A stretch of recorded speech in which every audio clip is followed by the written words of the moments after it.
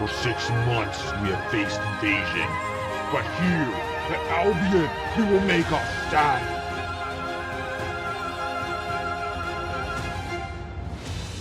Welcome to the November 2017 update for Kalidasia Media Productions. I'm Jason, the creator of the Kalidasia Universe. And this time around, let's start off with a follow-up from last month, and that'd be this thing right here.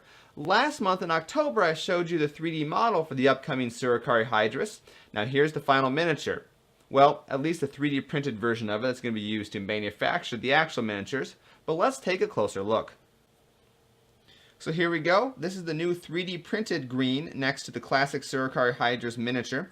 Now, with the Shapeways 3D printed miniatures, it can be a little bit difficult to see all the detail on the miniature, but trust me, there's quite a bit there. It's a lot more than what you see on the original 2010 miniature next to it here.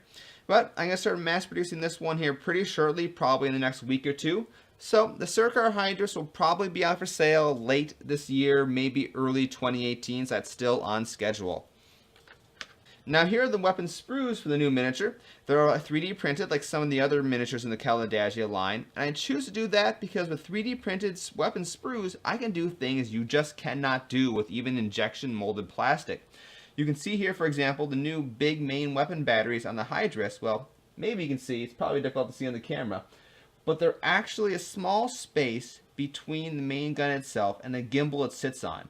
That kind of little spacing, which more accurately represents how the actual miniature weapons are designed in the Kalidasia universe, is something you can't do with any type of casting because, well, it's something you can't do easily with types of casting because of that tiny little space there. But with 3D printing, you can do really cool things just like that.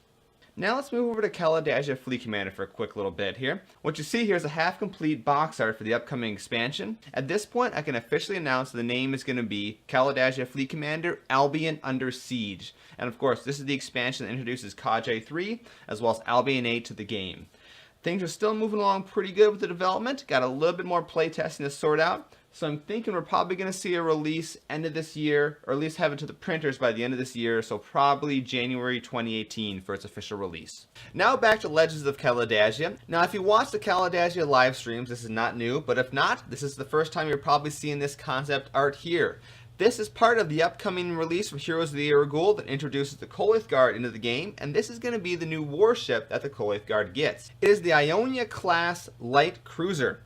And while right now it's still in the concept art phase, you'll be able to see over the next few months on my Kalidasia Live over at twitch.tv/RockerRobotics. You'll be able to see the transformation that goes from this, the ship plans, to eventually a 3D model, the final miniature, and of course I'll be painting it up live on the show.